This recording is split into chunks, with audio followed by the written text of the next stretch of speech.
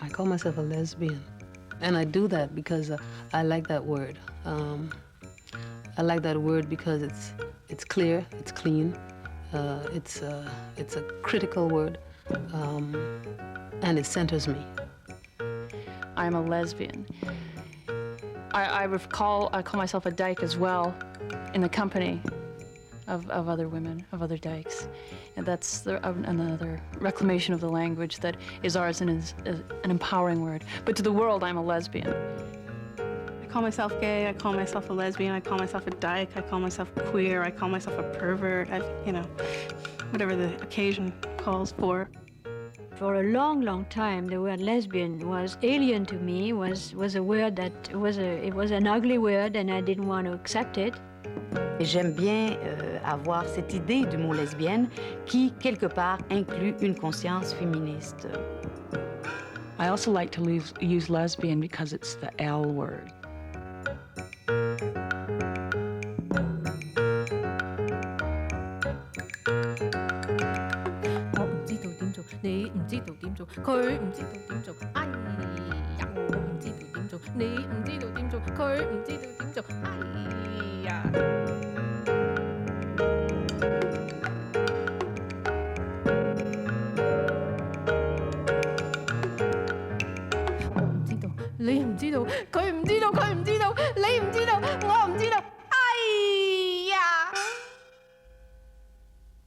I'm born a dyke, and if there was any a choice as such, I believe that it's when I became an adult, it's choosing not to conform to pressures from my family.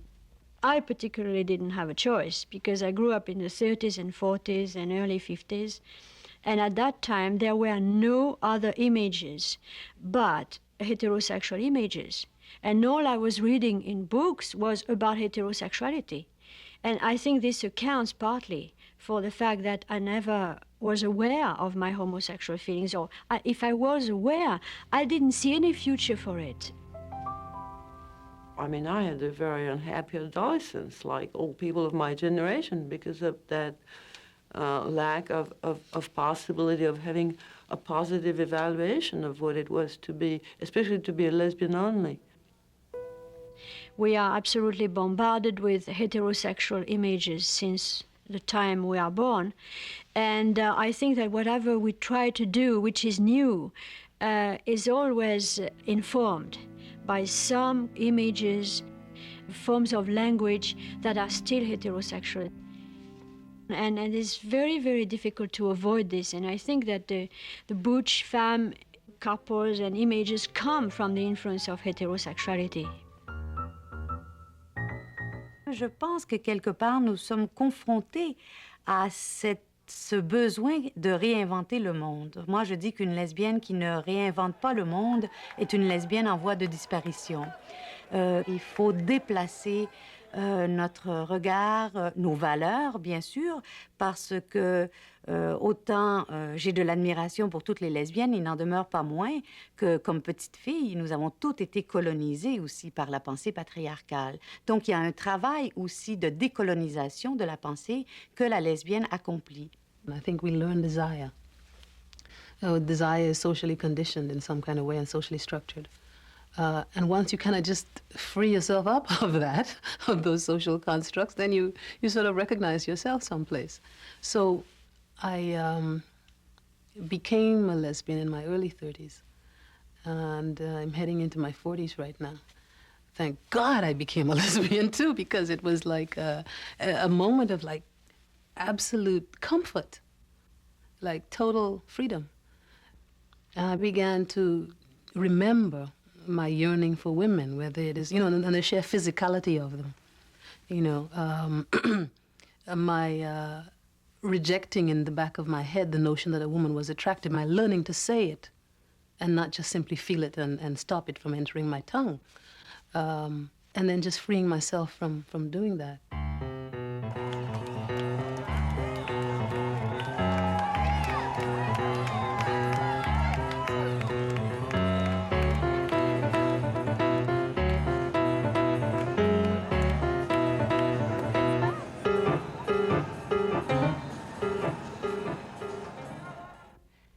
time that I was conscious that my sexuality was not what was expected was when I was in nursery school and our teacher was getting married, and she was totally marriage obsessed.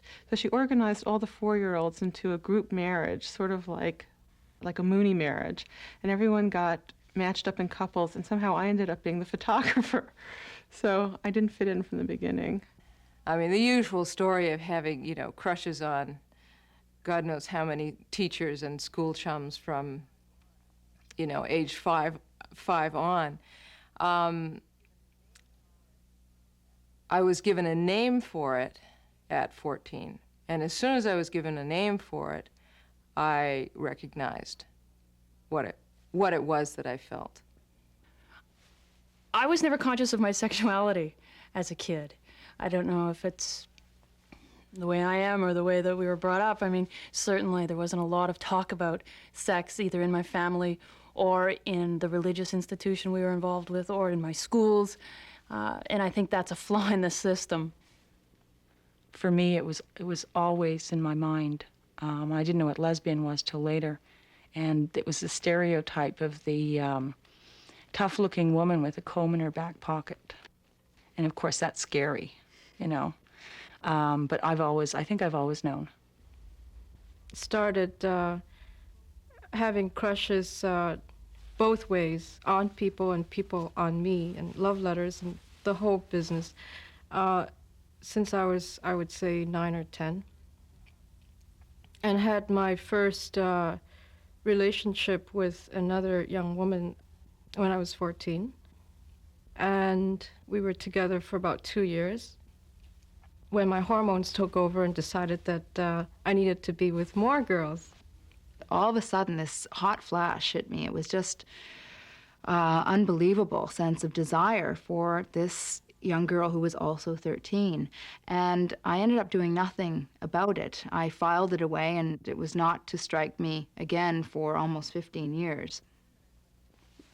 Okay, the first woman that I slept with was not someone that I would choose to have a relationship with. She was someone who was at the right place at the right time. She was a lesbian.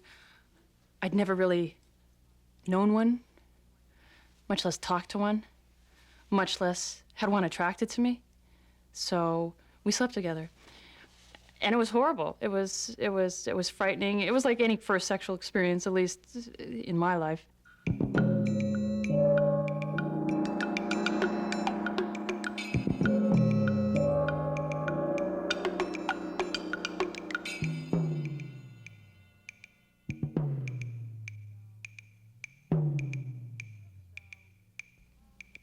It took about, I think about a year and a half maybe for my mother to find out. And it was the age-old ruse of leaving several books on the chest of drawers. Sappho was a right-on woman and lesbian woman. My mother walked in, cleaned up the room, and we were having dinner, I don't know, that night or a couple of nights later, and it was one of the rare occasions when my father was away somewhere. It was just my mother and my sister and myself. And out of the blue, my mother said, "Julia, are you thinking of becoming a lesbian?" And I turned beet red and couldn't say anything. And she said, "Fine." She said, "Don't say anything." She said, "I'm going to tell you 3 things." She said, "You're far too young to decide." I was 16 at that point. She said, "You're going to be miserable all your life, and don't tell your father." I didn't tell them. They found out. They found out. And they didn't do much about it, but my mother sort of made negative comments about it. The second time she made a negative comment, I was 18 and I just fled from home.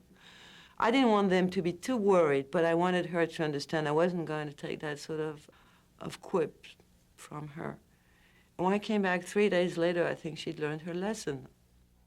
Not very long after that, maybe 6 months after that, I was getting ready to go off to a gay rights demonstration.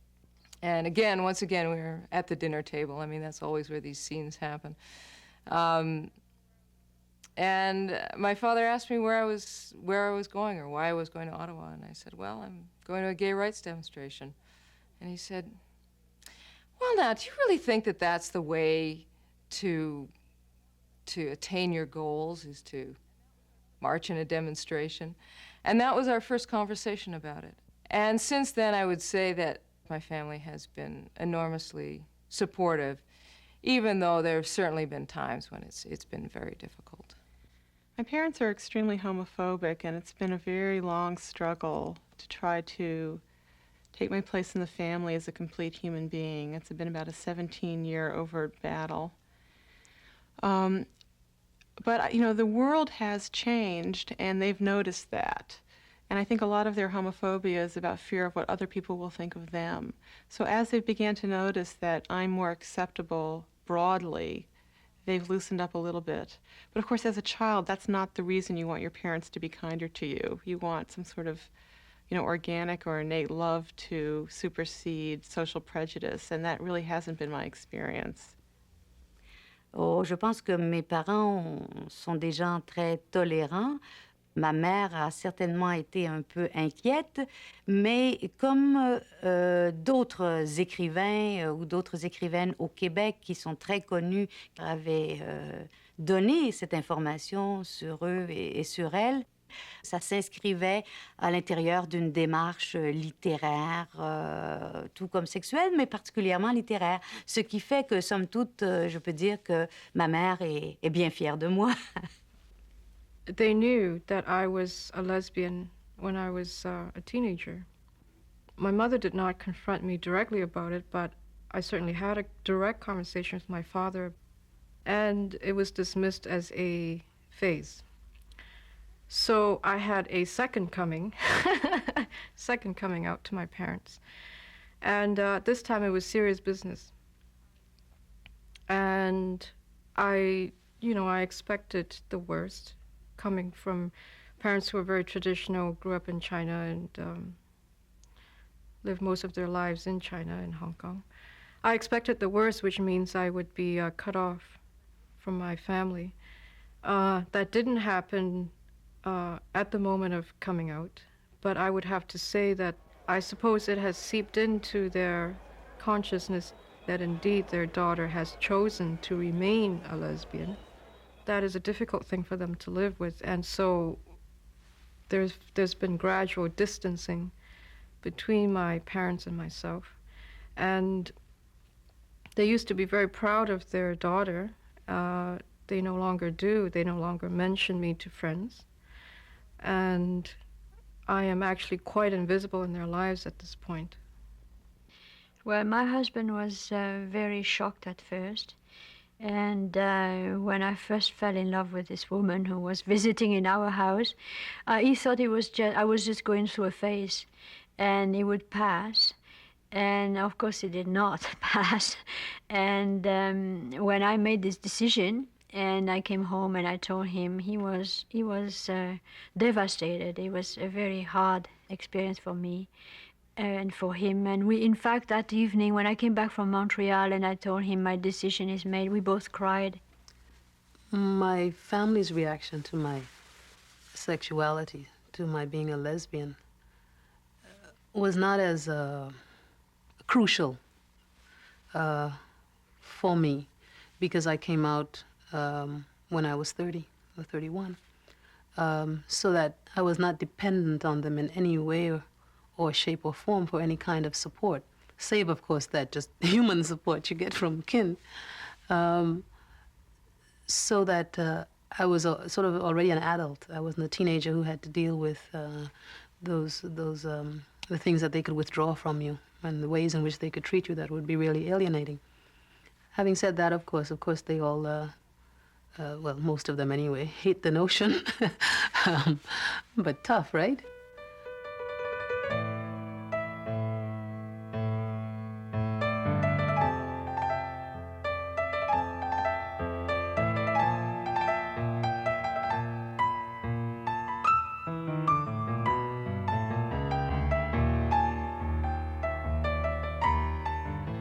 Both feminism and lesbianism, for me, are sort of inextricably tied. I came out into a women's movement, so it was a nexus of my becoming an adult. It would be impossible for me to imagine myself as a lesbian without the context of feminism. In fact, I think I'm from the first generation of people who have always been out. And it's kind of interesting now that I'm in my early 30s and I see out lesbians my age in all areas of social life, you know, bringing with them a certain kind of arrogance about being open, about being lesbian. And certainly that's a product of feminism. It's really impossible, almost impossible, to capture the intensity of lesbian feminist organizing in the 70s.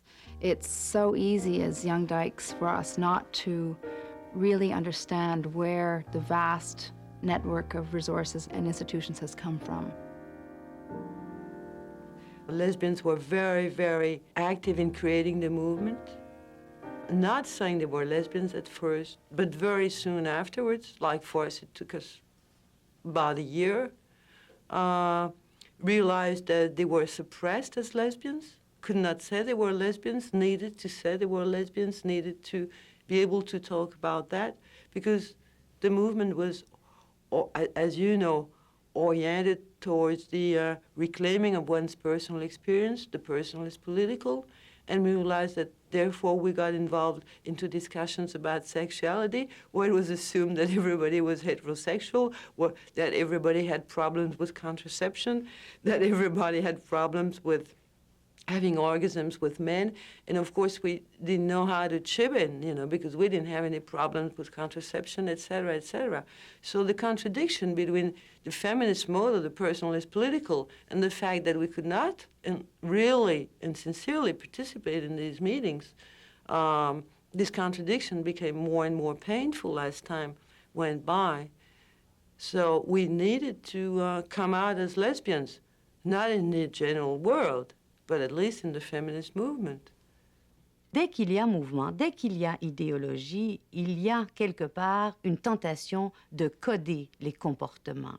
Et dans la mesure où certains groupes insistent beaucoup sur les comportements obligatoires, à ce moment-là, oui, on peut parler de répression, mais de toute façon, il n'en tient qu'à chacune de savoir ce qu'elle est prête à perdre ou à gagner. I think one of the unfortunate consequences of lesbian involvement in the feminist movement was sometimes self-imposed and sometimes not so self-imposed lesbian invisibility. A lot of lesbians had the opportunity to meet other women and become engaged politically and have an impact on the world around them without ever having to confront the fact that society was hostile to their sexuality.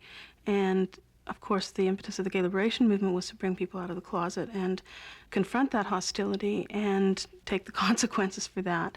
And I think there was a lot of women who made the choice to work within feminism and to avoid that struggle.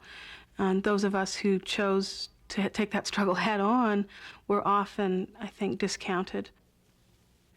But at that time, the idea of a lesbian movement was completely out of our minds. We didn't think of that. We didn't think in those terms. To us, at that time, lesbianism should be a part of the feminist movement.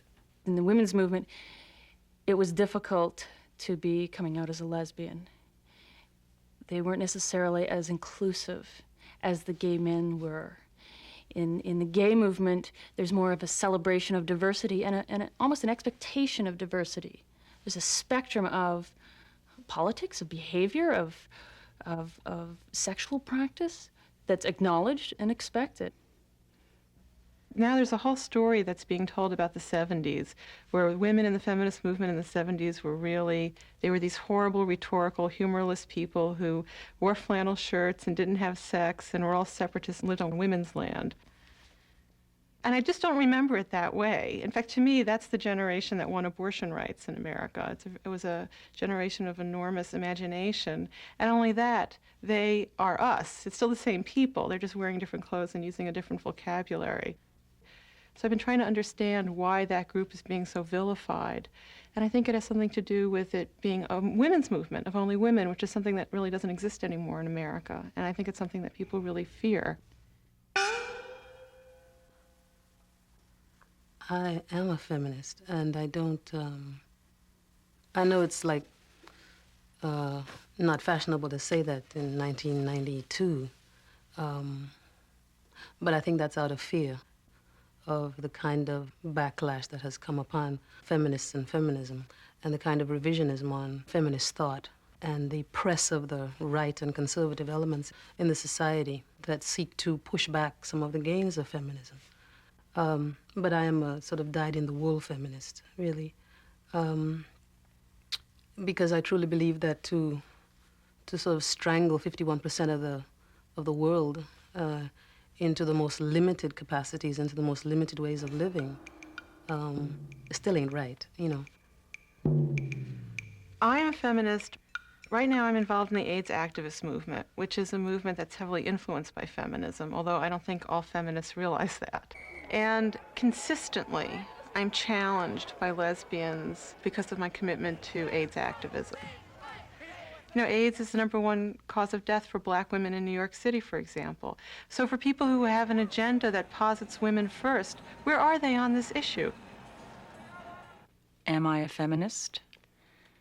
I believe in its true sense I am. Would I call myself a feminist? No.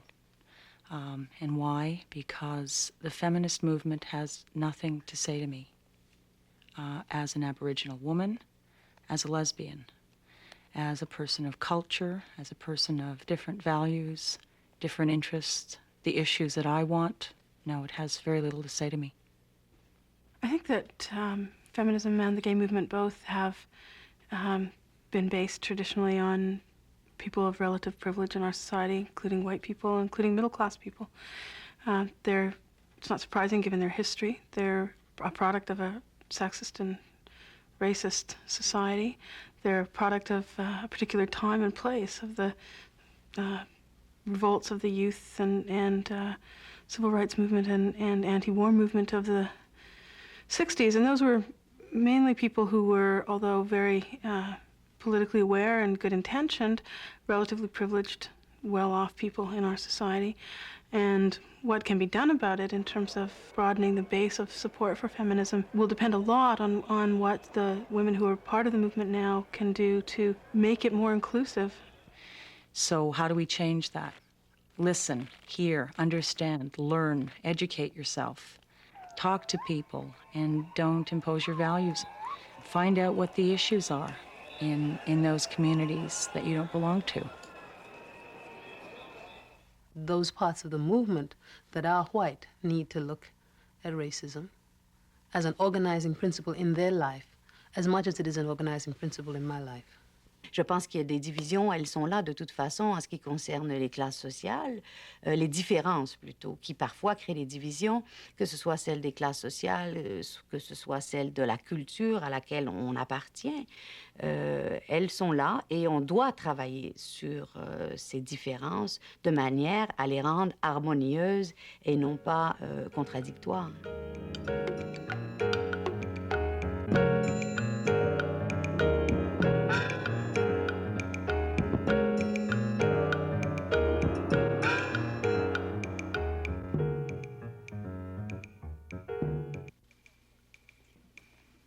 Le corps salive, rien pourtant n'est prévu.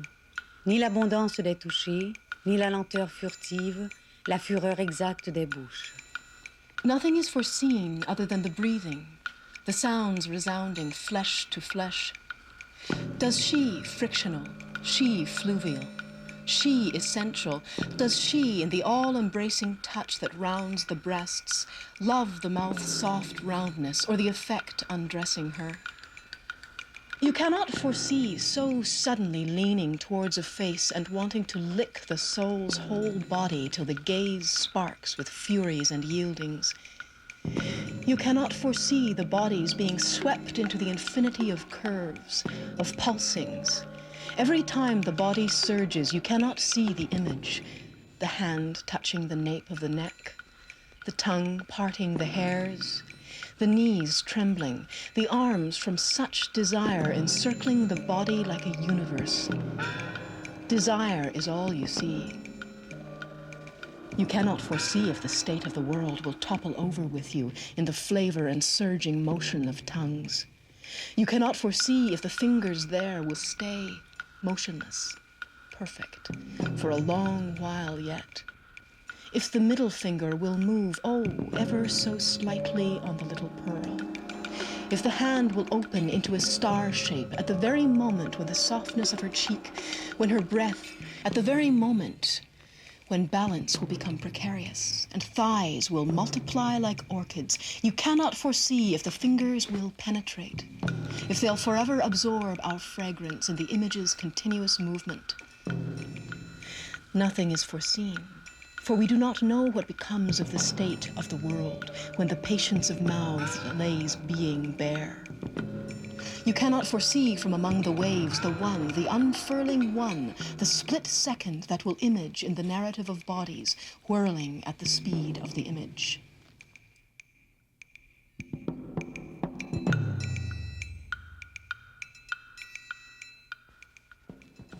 One thing I've been aware of recently is I think that there's a suspicion between different generations of lesbians and feminists.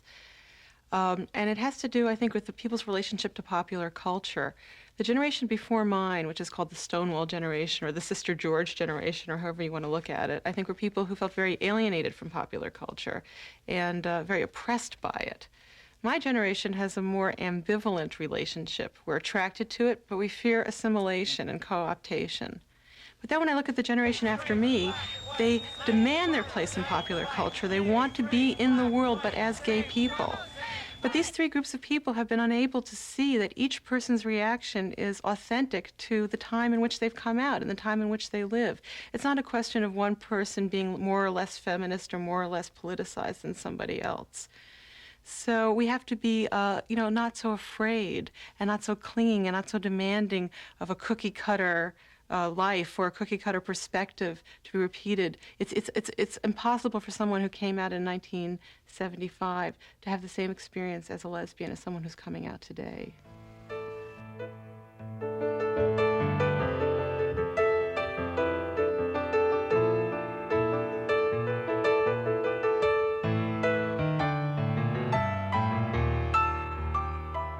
I thought I was, although I didn't know the term, but I thought I was bisexual. I thought I had an edge over everybody else, were confined to one sexuality. But then that self-evaluation changed also with time when I realized I wasn't bisexual. I was only lesbian.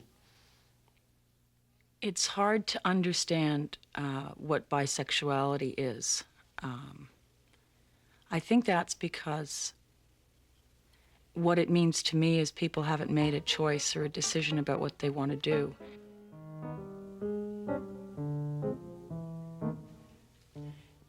La bisexualité, quelque part, je n'y crois pas beaucoup.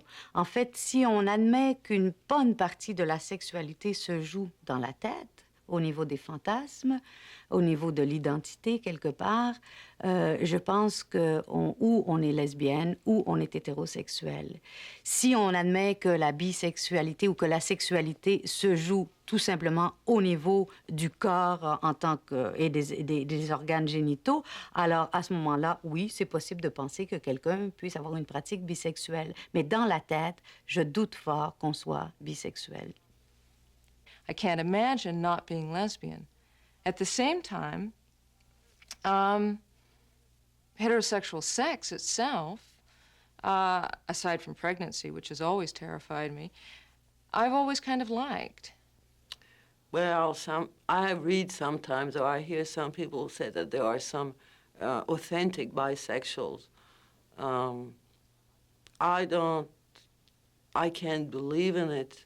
And at this point in history, I think people, well, I have the usual, very common reaction of lesbians and gay people, which is that it's a sham and politically a treason. I'm not always supportive of bisexual being tacked on to gay and lesbian and bisexual, because I think the issues are very different. Why, if if I'm a lesbian who occasionally sleeps with men, would I not want to call myself bisexual? I mean, my notion of lesbian identity has always been that it's a political stand that it was absolutely necessary for me to take.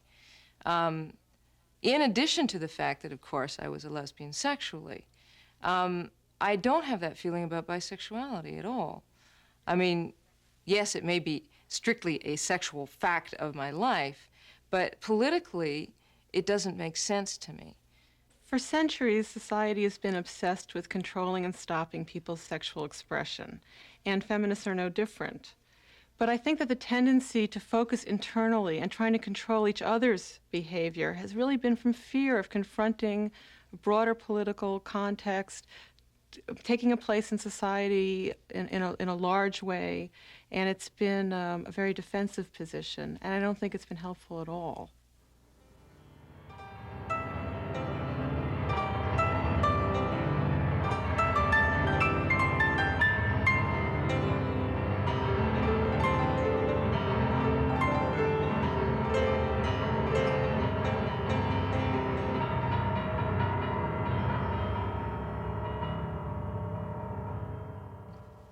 I come at the whole question of SM from a kind of curiosity, very much an intellectual curiosity, as to why it had become so popular as an aesthetic, as an identity. I mean, why had it in fact become one of the sort of multitude of lesbian identities? And I think part of its draw was its marginality, certainly, that it, as an identity, embodied a critique of feminism, of lesbian feminism in particular, that allowed for both overt sexuality and a marginalism associated with eroticism. In the 70s, in the mid-70s and late 70s, being a lesbian was such a sort of dangerous thing still that sexuality itself was tinged with a kind of danger, with a kind of eroticism. Well, it really lost that. And so what I think we began to see was sort of more dangerous sexual identities which had to come on the margins, an outlaw status. I think one of the things that's interesting to me as a black woman looking at the iconography of the S&M movement, if you will, is that I am totally turned off by chains, totally turned off by, collars, totally turned off by imprisonment, totally turned off by all of the motifs that seem to go into that as a lifestyle.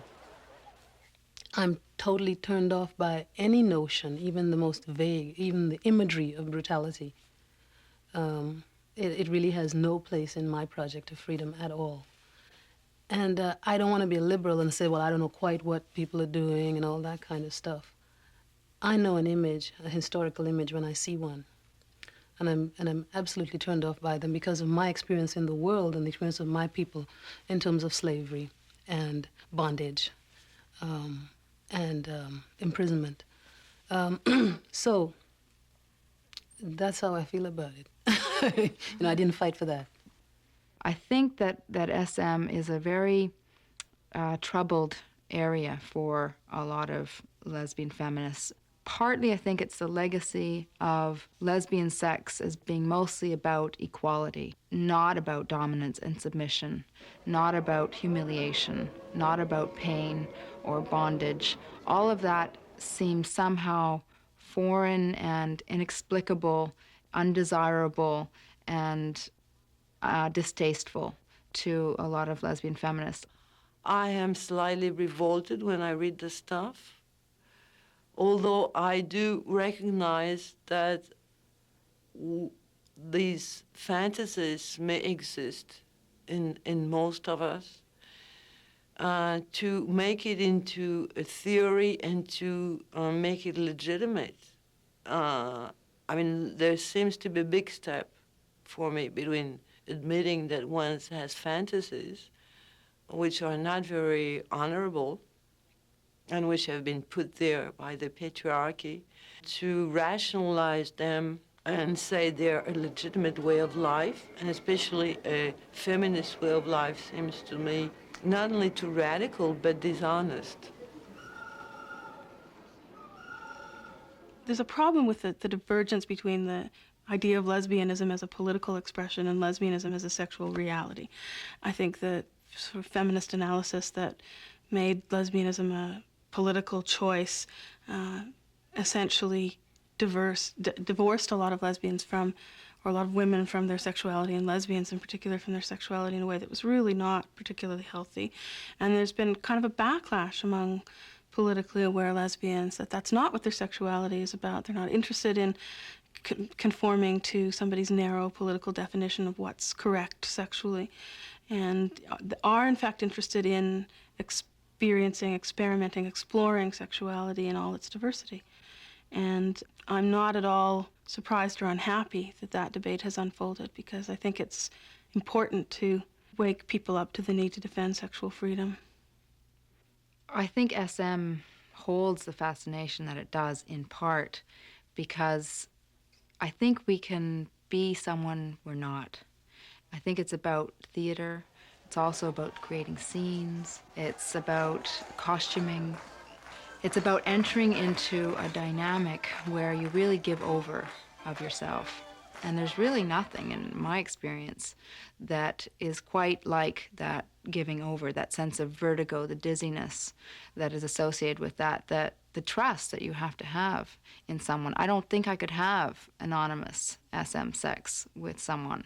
I think I've been able to establish some SM repertoire because of the partners I've been with, who have made it possible for me to let go and not feel like I'm going to be cut off or severed from or abandoned. I need to feel that I'm as engaged as my partner is and that it's safe. At the same time, it's not safe. You know, there are plateaus and boundaries that one hits and boundaries one transgresses that I don't think one encounters in everyday ordinary living. But there's a way in which going about everydayness is about sameness. And I think SM is about otherness. And it's about a flight somewhere else that you don't have to pay a lot of money for. You may have to pay for emotionally. Yuck. S&M. I do not understand it. I come from quite a horrible experience as a child. Was sexually abused, physically abused.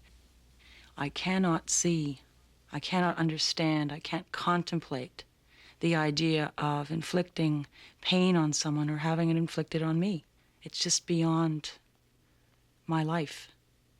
And I don't understand how people could do that to each other in the name of pleasure or love. It's an expression of sexuality, and just as there's, you know, lesbians, just as there's, you can be homosexual, heterosexual, bisexual, or celibate, there's a range of sexuality, and there's a range of sexual practice, and what people do is what people do.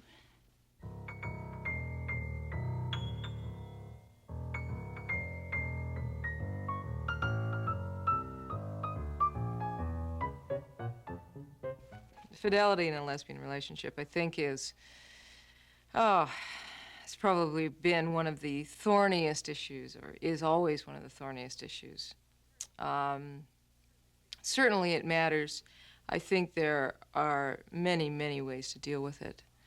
I particularly dislike the monogamy, non-monogamy label. I basically think those are nonsense labels. As soon as you label a relationship monogamous, you're setting those boundaries in a way that makes me immediately want to break them. I mean, perverse, well, I guess. on croit toujours que parce qu'on est en amour, que notre amour va continuer de vivre comme ça. Non, je pense que l'amour, c'est comme la mémoire, c'est comme l'intelligence, quelque part, ça se cultive. Et la fidélité, certainement, est un sentiment, en fait, est une attitude qui peut nourrir l'amour. D'autre part, je dirais que c'est une bien belle réalité que de pouvoir connaître, aimer, explorer la vitalité d'autres femmes. I've never been in a monogamous relationship successfully, and I've been in lesbian relationships for a long time. I guess I'm a product of the if it feels good, do it generation. I think fidelity is important to women.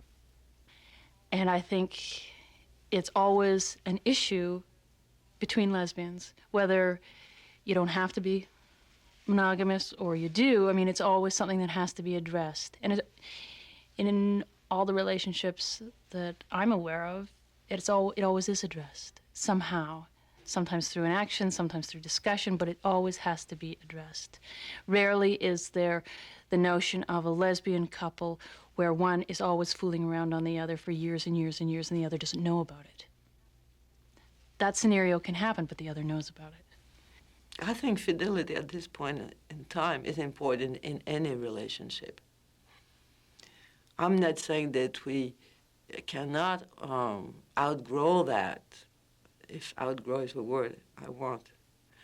And I think one should be more humble and admit that the way that we have been raised and built, we have to have loyalty.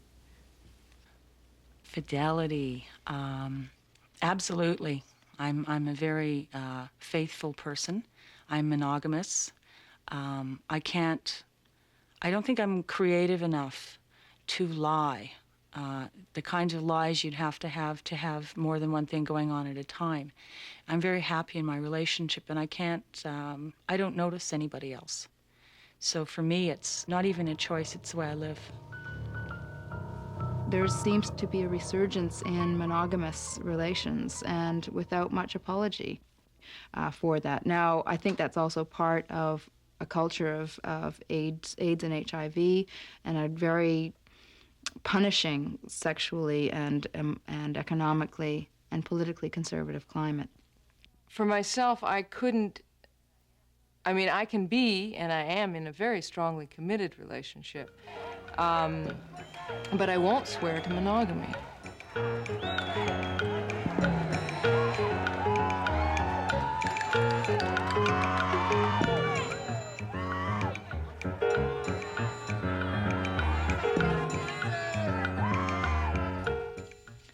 I have lie about my sexuality every day.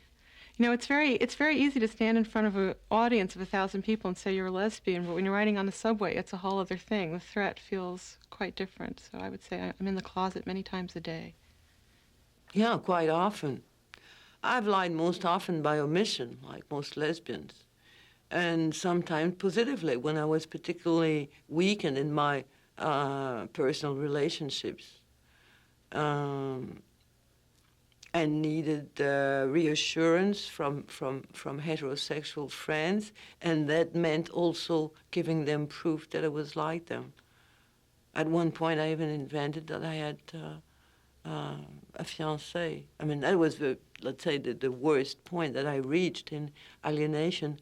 But I don't even feel guilty about it. I think that's all part of oppression.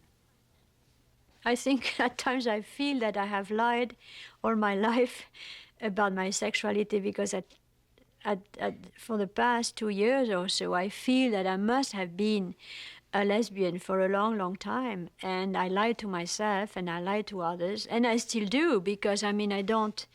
when you don't say anything about your sexuality, in a way, you lie. But this is the only way you can survive. While I was straight and then came out, I was in a government job during that time, and I never came out at work. Nor did I say I had a boyfriend, but I did withhold, what did you do on the weekend information from them.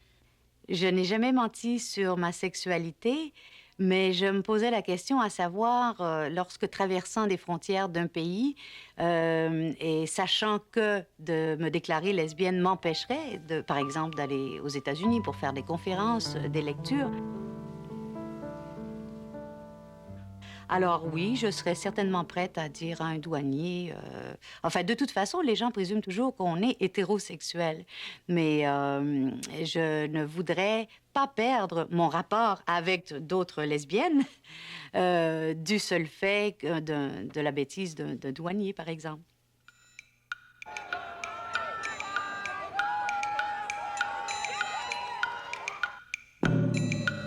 If I understand right, outing is telling the world about somebody who is a lesbian or a gay man without the consent of this person. I think that's a terrible thing.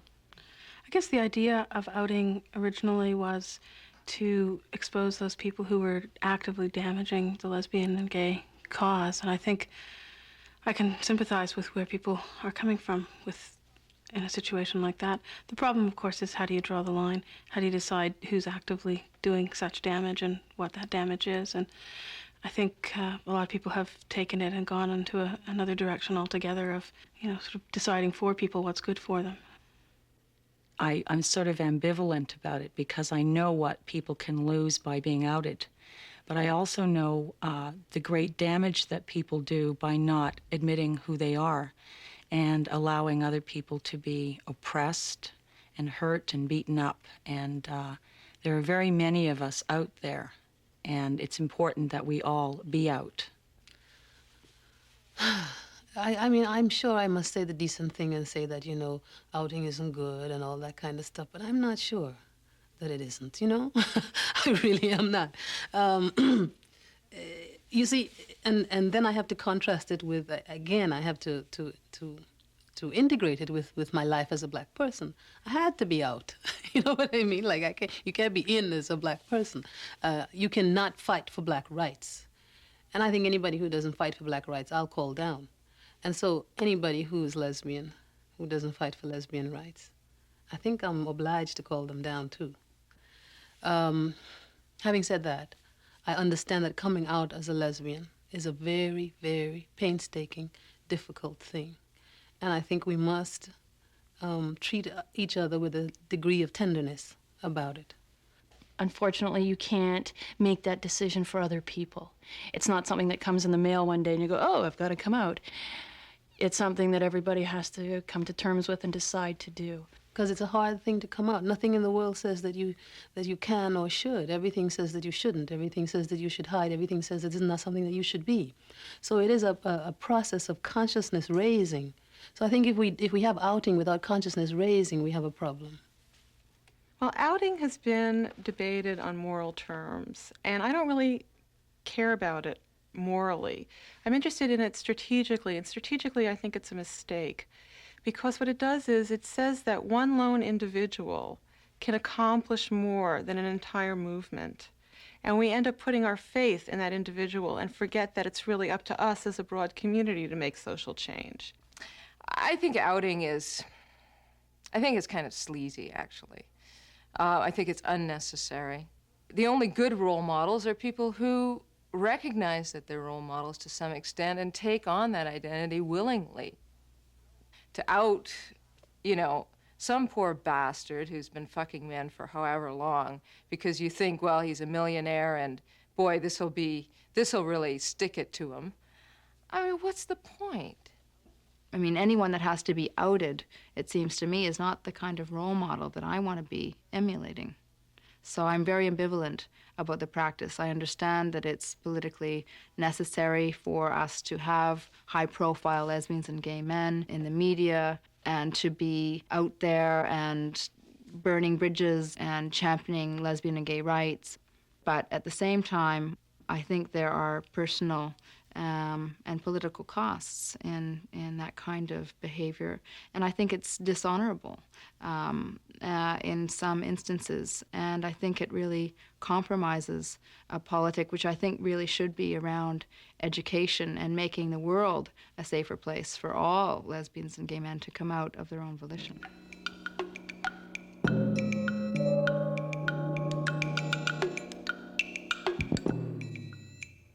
the more of us that come out, the more of us will be in a position to have some say in the world, its events, its direction, and the more we'll encourage other people to contribute. And maybe eventually it won't make a big difference anymore. I would encourage everyone to come out. It would make the world such a nice, so much easier for so many people if everyone came out. It would make it easier for young lesbians to come out. It would make it easier for older lesbians to acknowledge the relationships that they've been living in for years and years. The straight world would finally recognize what a contribution we make to this society, and that we are everywhere, and that we are your sons and your daughters and your ex-wives and your preachers everywhere. Well, I have a lover who is in the same age group as I am, and she's been married twice, and she only came out 5 years ago, and we consider ourselves crones, all crones, and we were walking along the street after a wild night of lovemaking, and she said, if only these people around us knew what we feel and what we do. I mean, they would be amazed. They would have the shock of their lives, because most of the world, we just looked at these two good old little ladies or old crones, and we're not. We are proud lesbians who make love and are happy. Pour moi, ça a toujours été un plaisir que d'être lesbienne, et souvent même avec cette tentation de créer des hiérarchies où on pense que la lesbienne, c'est le summum de ce qu'on pourrait produire dans une société.